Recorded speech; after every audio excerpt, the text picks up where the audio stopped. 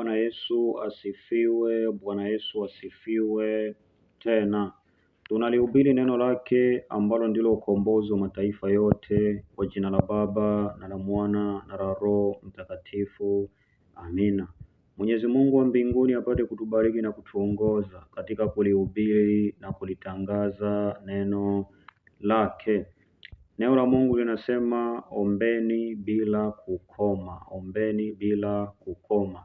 Tunapoendelea kumwomba Mungu tuombe bila kuchoka. Bwana Yesu asifiwe tena. Yaani kila siku, kila saa, kila dakika tumuombe Mungu. Haijalishi tuko mahali gani, tuendelee kumkumbusha Mungu. Kama kinavyosema kitabu cha Wathesalonike wa kwanza sura ya 5 mstari wa 17 kinasema ombeni bila kukoma. Bwana Yesu asifiwe tena. Tunajua kwamba sisi wanadamu hatujui kuomba. Ina maana pale tunapokuwa tunaendelea kuomba, tunakuwa tunafundishwa namna ya kuomba na Bwana. Ina maana tunakuwa tunafundishwa na Roho Mtakatifu. Ina maana tunapoendelea kuomba ndo zaidi na zaidi Mwenyezi Mungu anakuwa anatengeneza moyo wa kuomba. Hivyo kipo kipimo ambacho mwanadamu inatakiwa aanze kupokea. Ina maana mwanadamu ambapo anaanza kuomba, jambo la kwanza huwa anatengenezwa moyo wa kupokea. Ina maana Mungu waga anaanza kumtengenezea mwanadamu moyo wa kupokea. Bwana Yesu asifiwe tena. Hivyo basi, kama Mwenyezi Mungu anatengeneza moyo wa kupokea, ina maana ndani ya huyo mwanadamu huyo waga anatengenezewa imani. Ina maana kila ambapo unaendelea kuomba ndipo imani inaendelea kuongezeka zaidi na zaidi. Kwa sababu gani? Pale ambapo unaenda kuomba kuna mafundisho zaidi ambayo unakuwa unayapata ndani ya Roho Mtakatifu. Ina maana kama uliomba ukaishia sehemu fulani, ina maana Roho Mtakatifu atakuwa na kuongeza. Mwisho wa siku utakuwa umefundishwa namna ya kuomba ndani ya Roho Mtakatifu. Bwana Yesu asifiwe tena. Hivyo basi, kwa kuwa utakuwa umejua kuomba, ina maana Mwenyezi Mungu ataanza kukujibu maombi yako. Ina maana katika kuendelea kuomba kuna namna ambavyo Mwenyezi Mungu atakuwa anakufundisha namna ya maombi. Ina maana pale ambapo atakuwa amekupa hayo mahitaji yako ambayo unakwisha kuyaomba, iwe kazi, iwe ulikuwa unaomba mke, au ulikuwa unaomba mume, au ulikuwa unaomba kitu fulani. Pale ambapo unakuwa ukiendelea kuomba atakufundisha namna ya kukaa na hivyo vitu. Bwana Yesu asifiwe tena.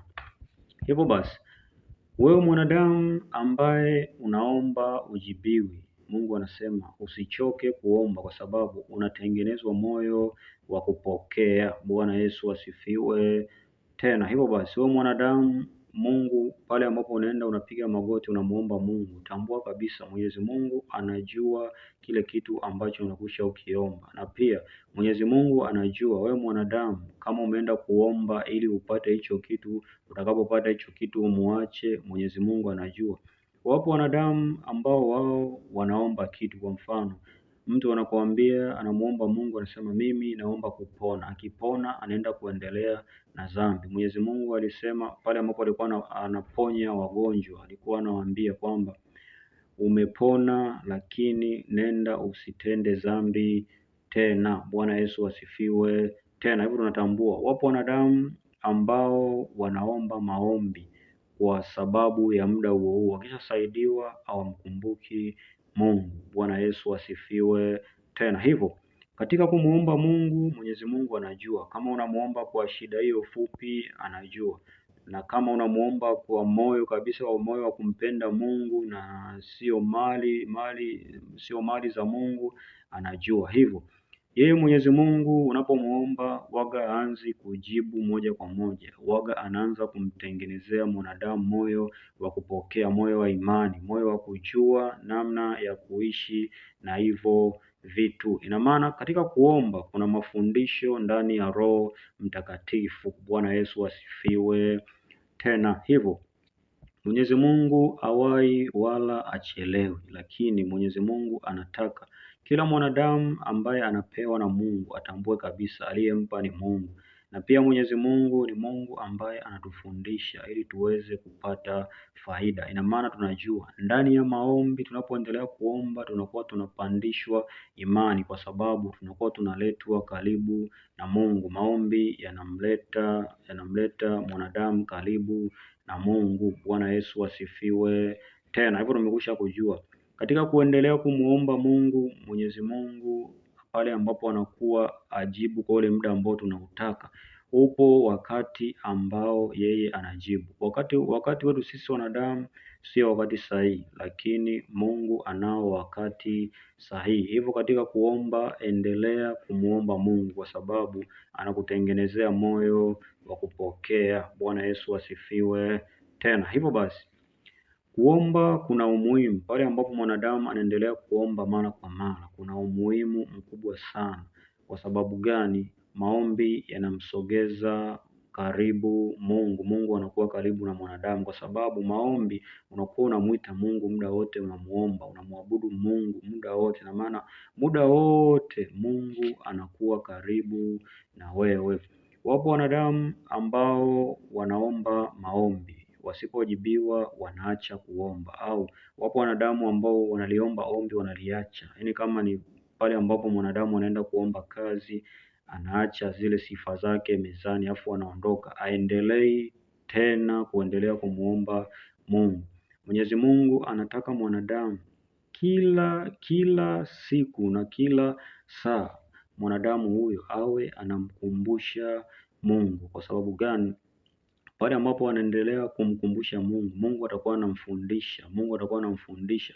Kama pale ambapo atakuwa amempa kazi, Mungu atakuwa anamfundisha namna ya kuishi na hiyo kazi, au namna ya kuvunja vifungo mbalimbali, ngome mbalimbali ambazo zinakuwa zimetangulia katika hiyo kazi. Hivyo Mwenyezi Mungu aweze kukufungulia moja kwa moja mafanikio wakati bado hajakufundisha namna ya kufikia hayo mafanikio na namna ya kupita. Ina maana Mwenyezi Mungu anakupa kwanza njia ya kupita, na njia ya kupita lazima kuwe kuna vita ambayo inakuwa ipo katika hiyo njia. Ina maana hivyo vita lazima uvipigane ili kufikia hiyo kazi ambayo unakuwa unaitaka, au kama unatafuta mke au mume, lazima akuonyeshe kabisa njia ambayo unapita ipo hivi, na maana atakuwa anakuonyesha kidogo kidogo. Pale ambapo unaendelea kuomba, anakuambia kipo kitu fulani, unaenda kwa maelekezo. Mwenyezi Mungu nifanye nini?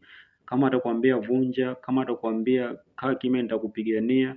Ndiyo sababu ya Mungu kutuambia kwamba sisi tuombe bila kukoma. Bwana Yesu asifiwe. Tena hivyo basi, pale ambapo unakuwa umekwisha kuyaweka maombi, lazima uyatamie na kuendelea kuyaomba zaidi na zaidi. Kwa sababu gani? Mwenyezi Mungu anaiangalia nia iliyo ndani ya mwanadamu. Bwana Yesu asifiwe.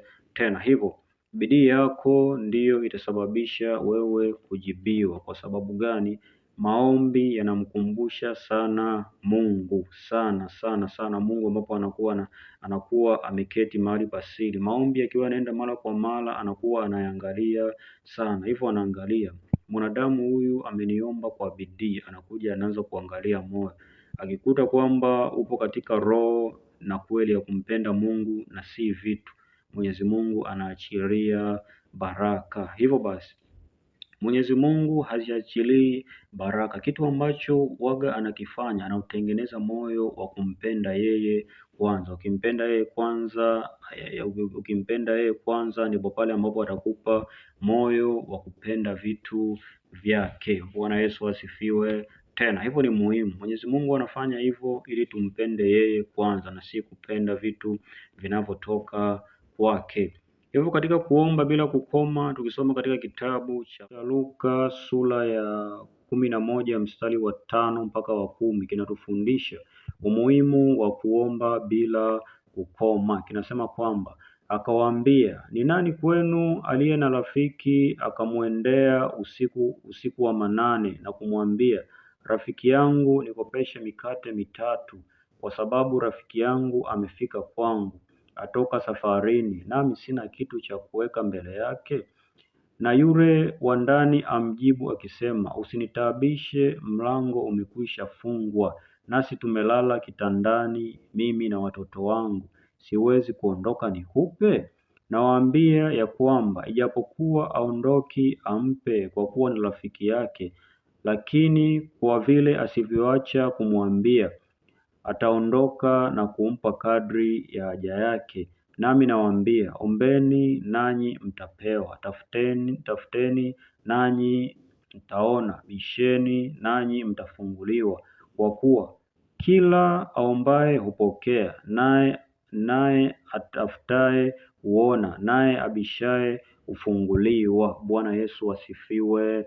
Tena huu ni mfano wa mtu na rafiki yake, kwamba rafiki ametembelewa na mgeni kutoka safarini, akaenda akagonga hodi kwamba akopeshwe mikate kwa ajili ya wageni. Ina maana Mwenyezi Mungu kitu ambacho anakimaanisha hapa, kwa kuwa huyu rafiki wa ndani hafungui mlango ili ampe, ina maana huyu wa nje ataendelea kugonga na kuendelea kujieleza zaidi na zaidi ya maneno zaidi na zaidi.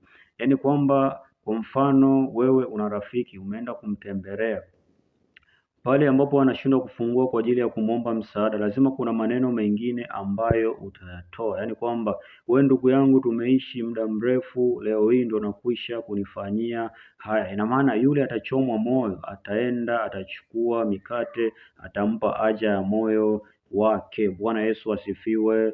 Tena hivyo katika Mungu, pale mwanadamu ambapo anaendelea kwenda mara kwa mara, Mwenyezi Mungu ataangalia huyu mtu kweli ana shida, na pale ambapo atakuwa amemchunguza moyo, kuta kweli mtu yupo katika roho na kweli, atampa haja ya moyo wake. Bwana Yesu asifiwe. Tena hivyo maombi ya kuomba bila kukoma yanamsogeza Mungu karibu, na pia yanamfundisha mwanadamu namna ya kuishi na baraka za Bwana. Bwana Yesu asifiwe. Tena pale ambapo utakuwa unaishi na hizo baraka, Mwenyezi Mungu atakuwa amekufundisha. Ina maana adui hawezi kuiba wala hawezi akasogelea baraka zako, kuanzia watoto wako, kuanzia biashara, kuanzia uchumi wako, kwa sababu Mwenyezi Mungu ndiye atakayekuwa mlinzi wa baraka zako. Baada ya kusema hayo, sina mengi zaidi, yale sema Mwenyezi Mungu awalinde wote.